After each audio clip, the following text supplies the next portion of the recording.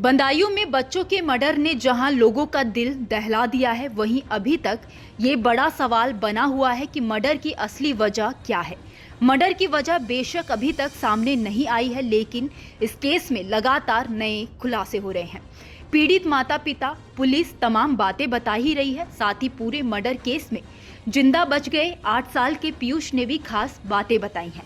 ऐसे में आइए जानते हैं कि इस केस में अब तक क्या क्या हुआ है। शुरुआत करते हैं 19 मार्च की शाम से, जब बदायूं के सिविल लाइंस थाना इलाके के बाबा कॉलोनी में साजिद नाम का शख्स अपनी सैलून की दुकान के सामने रहने वाले विनोद सिंह के घर आया था। साजिद अपने भाई जावेद के साथ बाइक पर विनोद के घर पहुंचा। इस दौरान विनोद घर पर नहीं था। विनोद की मां, उसकी पत्नी और 3 बच्चे घर पर थे।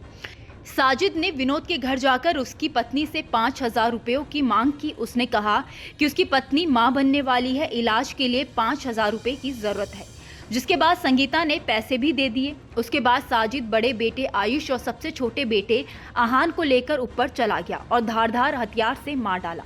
इस बीच जब मंझला बेटा पीयूष ऊपर गया तो उस पर भी हमला किया, लेकिन वो किसी तरह से बच निकला। घटना के बाद साजिद भाग गया, लेकिन खबर जैसे ही शहर में फैली, लोगों में आक्रोश फैल गया। लोगों ने शहर में कई जगह गुस्से में तोड़फोड़ कर दी।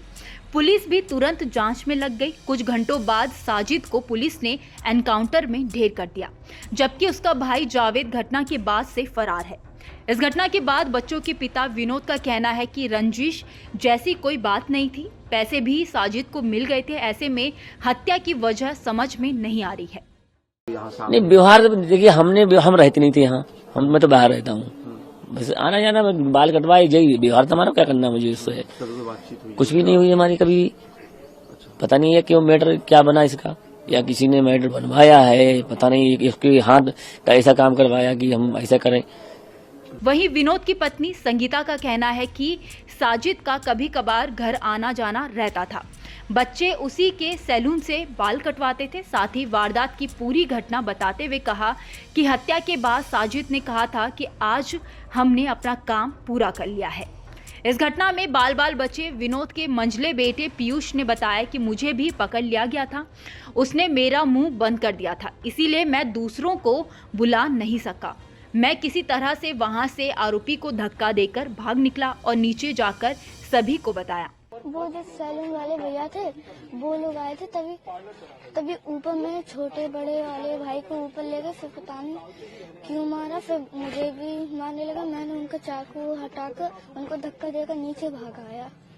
दूसरी तरफ साजिद और जावेद के पिता बाबू, चाचा कयामुद्दीन और दादी के बयान भी सामने आए हैं। उससे इस मामले में सस्पेंस ज्यादा गहरा हो गया है।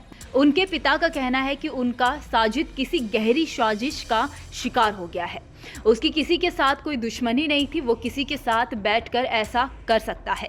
जबकि चाचा ने पूछताछ में कहा कि साजिद बहुत गुस्सैल था, किसी की नहीं सुनता था। दादी ने कहा कि वारदात साजिद ने किया है, जावेद बेकसूर है। इसके अलावा साजिद की बीवी ने भी बड़ा खुलासा किया है। साजिद की पत्नी सना ने कहा है कि वो बिल्कुल ठीक है, वो ना तो अस्पताल में भर्ती है, ना ही प्रेग्नेंट है और ना ही उसके इलाज के लिए 5,000 रुपए की जरूरत थी।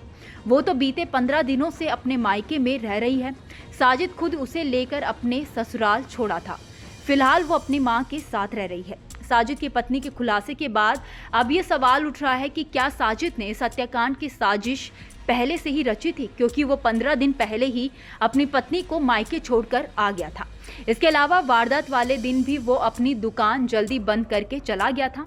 इसके बाद रात करीब 7 से 8 बजे के बीच वो अपने भाई जावेद के साथ विनोद के घर पहुंचा। उस समय उसकी पत्नी संगीता अपने 3 बच्चों के साथ थी।